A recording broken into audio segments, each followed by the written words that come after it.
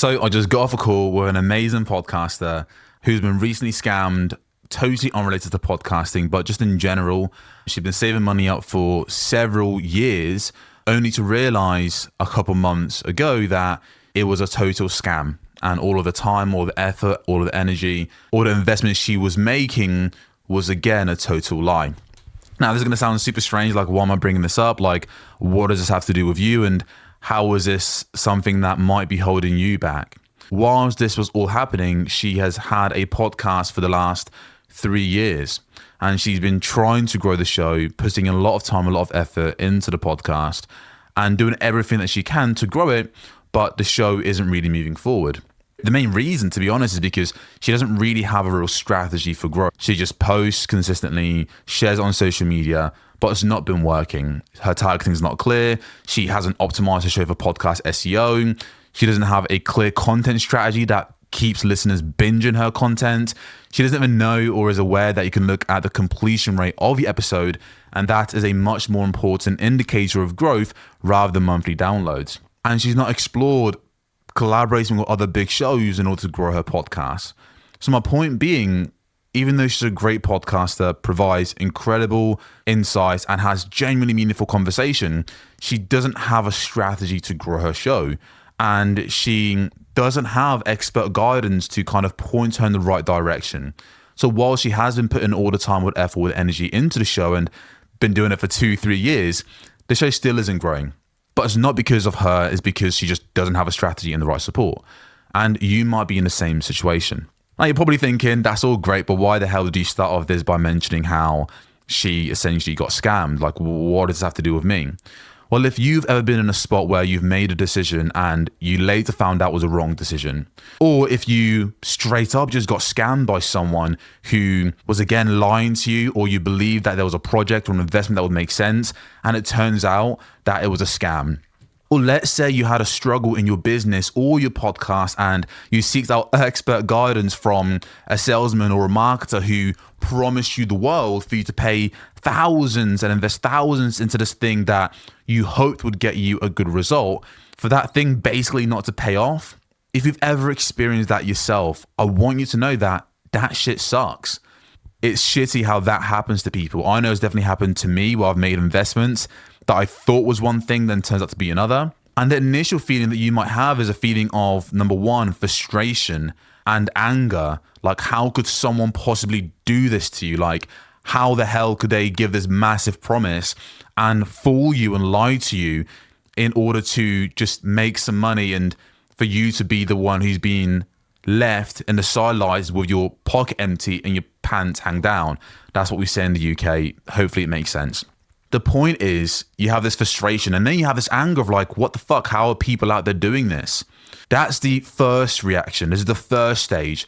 And in a moment, I'm going to show you how you can either let this feeling, this failure, this moment completely ruin your entire life, ruin your friend's life, and have a ripple effect onto your children and onto your kids. And then the feeling that comes after you've been scammed, after the frustration and anger, after you've invested in something that was a total lie, is a feeling of self-doubt, a feeling where you start looking at yourself thinking like, how the hell could I get fooled by this? How didn't I see this coming? Like, what was I doing wrong? Like, how could this happen to me? I thought I was smarter than that. And you start second guessing yourself and your own abilities to make good decisions for your life. You have this crippling feeling of, again, anxiety of how the hell am I going to move forward? And you have this kind of deep mistrust with people around you, with marketing messages that seem bombastic and outlandish, and almost this resentful feeling for people promising the world because, again, the experience you've just had. Now, that's what's going on, of course, on the surface of frustration, but then internally, that's creeping into your own self-belief of who you are and what you're capable of. And what that means is, as you go through your life, and this is what the podcast I was speaking to was going through, was that when I broke down the process and I broke down our offer and I showed her the support, she knew our process made sense. It just made complete logical sense because she wasn't doing all the things that we do to help our clients grow. She didn't have a USP to help her podcast actually stand out and gain traction. She didn't have a content strategy that was super focused. It was broad. She would have a fluctuation of her downloads where she was stagnant and then sometimes it would decline. And this is after 3 years of podcasting and the show still wasn't picking up. She wasn't optimized for podcast SEO, which is something we help our clients do, so they rank on page 1 of Apple and Spotify, the main platform listeners go to discover new shows. If you're not ranked on page 1 of Apple and Spotify, you're not visible because you're not optimized for podcast SEO, which is a process of ranking your show higher on these platforms. How are you going to have visibility and grow when the listeners who actually want to discover your show literally can't find you because you're not ranking on these platforms? And she hadn't tried this exposure strategy, so she knew the strategy made complete sense. And she knew that our team had done it for ourselves, have done it for our clients who had been stuck for 2 years. Clients like Whitney, who went from 600 monthly downloads to 7,000 plus monthly downloads.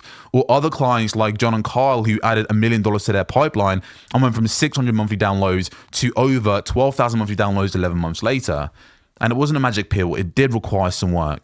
But it didn't matter that this all makes sense. It didn't matter that, number one, the process was exactly what she needed, that it was a strategy she was lacking. It didn't matter that our team were the right fit for her and she knew that it was the right decision because she had recently had this experience where she got scammed. She made the wrong decision. Her bank balance is now way smaller than what it used to be, and she doesn't really trust herself as much to make these decisions. And then to top it all off, she's paralyzed with the fear that what if she does go for it? What if she does invest into the show? What if she does go all in onto her podcast and risks everything? What if it doesn't work out? Like, great, it works for other people. What if it doesn't work for me? So many podcasters go through this. I've recently gone through this where I kind of doubt myself and I'm scared to go all in on the business or a project. And by nature of not going all in is a self-fulfilling prophecy because I never give a 100% my all. So I don't get the best results I could get. And then I got frustrated and then I quit. But again, for her, it was the fact that she'd recently been scammed and gone through this period of like frustration and her bank feels a lot lower. And this feeling that even though she knows it's the right decision, she's worried that what if I do go all in and it doesn't work out? Now, here's a deeper layer, and this is what I kind of shared with her and the questions I posed to her. Look, right now, if you yourself have gone through a period where you invested a large sum of money, thousands, into something that was, again, deceptive, that was a lie, that was straight up a scam, you can feel it probably boiling up right now. It's shit. It's a horrible feeling and it sucks. That shouldn't happen to anyone, but that does happen to people. But I'll say to you what I said to her. If that is you and you are in that spot, there is 2 routes you can go down. The first route is that you have this feeling of anxiety, of self-doubt, of not believing yourself, and you have this horrible feeling like scared and hesitant to pull the trigger on your dreams, on your goals, to make another big investment because, well, what if it doesn't plan out? That feeling, if you don't do anything with it, and you have an opportunity that does arrive that is a perfect fit, and you don't go for it, you're now letting that fear, that worry, that anxiety become part of your identity. You're now letting this already horrible situation that screwed you up both financially and mentally, you're now giving that more power to live in your mind and seep deeper into subconscious mind. Decide how you should live your life. And if you're living your life and making decisions based out of fear, you're never going to have the breakthroughs you've always wanted. You're always going to be never giving 100% because you're worried. You won't invest in something that makes total sense, that has the power to literally change your entire life because you're letting that situation, that fear, make the decisions for you. But it gets deeper. What you don't see is that as the years go by, you're then pushing away opportunities that's perfect for you. You realize that you actually become a bit pessimistic and a bit negative about opportunities, even though they're a perfect fit. When you speak to family and friends about their dreams and their goals and their opportunities and investments they want to make, you now slowly dim their light and say, hey, are you sure you want to go for that? Maybe double think that. Maybe don't go for it straight away. Maybe just think about it some more. And you then go into a spot where you're the person who's also now dimming down not just your dreams and your goals and your ambition, but your family and your friends. And for the podcast I'm speaking to, she had a 1-year-old daughter, and she mentioned how her daughter lights her up, how she feels so motivated when she speaks to her daughter, and how she wants to live a life that she's proud of for her daughter, to set an amazing example. But what I said to her and what she started to realize was that if she let this fear make these decisions for her, if she doesn't go all in on her dreams because she's scared, if she doesn't move through that fear and turn that negative thing into something positive and empowering, if she lets that fear cripple her to the point that she doesn't take a leap of faith and move forward to make a decision that she knows the right decision for her, to go all in on her dreams and make that investment, that fear is ruling her and is going to dig deeper into subconscious mind, to the point where when her daughter grows up, she's going to be wondering, why is my daughter going for her dreams? Why doesn't my daughter go all in? Why aren't they chasing their wildest ambitions? Why are they dulling their own sparkle? Why don't they believe in themselves as much? And it's because over the years, subconsciously, you've kind of held this belief that you shouldn't invest, that you shouldn't go for your dreams, that you shouldn't give it your all because, well, what if it fails? That feeling, that energy, that sensation, again, ripples across family, friends, deep into your mind, and it ripples across the next generation, which are your kids. And as I was kind of explaining to her, like, hey, what do you feel like you have to do to get over this fear? Because this fear can either sit with you for the rest of your life and ripple and ruin your life and make the wrong decision because you're making it out of fear. I'm not saying everything you see, if I can invest in it and go for it. No, you shouldn't do that. You should, of course, be strategic. You should be mindful. You should do your research. You should make sure that everything checks out. And if everything does check out and it feels right and you know it's right, and you still don't make that decision that you know is going to help you take you closer to your dream, that's not actually reasonable. That's not a balanced perspective. You're letting fear rule and dictate your life and then ripple effect onto your kids. And I said to her, hey, look, let's say your daughter, let's say your children, let's say they made a bad decision in the past and 3 months go by and they come to you saying, hey, I don't want to go for it because I'm scared, I'm worried, I'm anxious about going all in. And to top it all off, I recently got scammed and people always lie and share these things. But you know what, mum, you know what, dad, I actually do feel like it's the right decision for me. I feel like these guys could really help me hit my goals of becoming a singer, a dancer, a professional writer. They've got a bunch of proof. I know that it is right, but I'm just scared and I feel a bit crippled because that past thing that happened to me because I made a wrong decision. What would you say to your daughter in that moment when everything is in alignment, but she's worried and scared to go for her dreams, but she knows it's the right decision for her to make?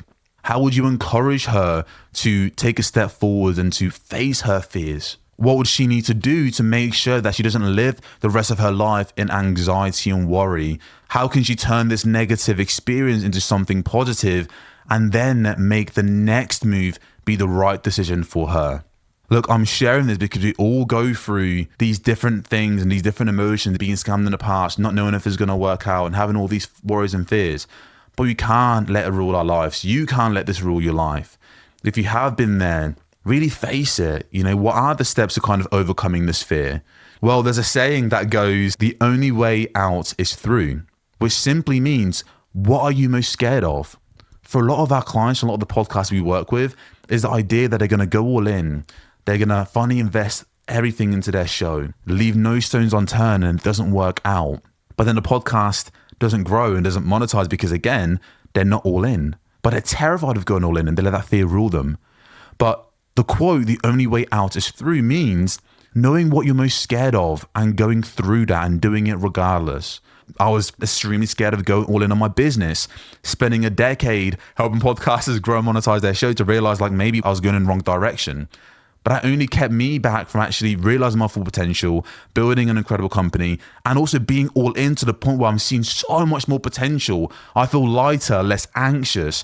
And that's how you will feel once you actually go all in and don't let fear decide. Don't let these bad decisions rule your life and cripple you from actually moving forward, from breaking through the cycle you keep finding yourself perpetually in. You have to turn that negative thing into something positive that empowers you to have the breakthrough. Because I want to let you know, it is worth it. It will be worth it when you do it. You can do it. You've got it in you, right? I want to let you know that you do not have to do this alone. You haven't got to figure everything out on your own. That's why we have this YouTube channel to help you out. That's why we have these programs that can help you, whether that's me or somewhere else. You do not have to do this all alone. Podcasting and entrepreneurship is lonely enough as it is, hard enough as it is.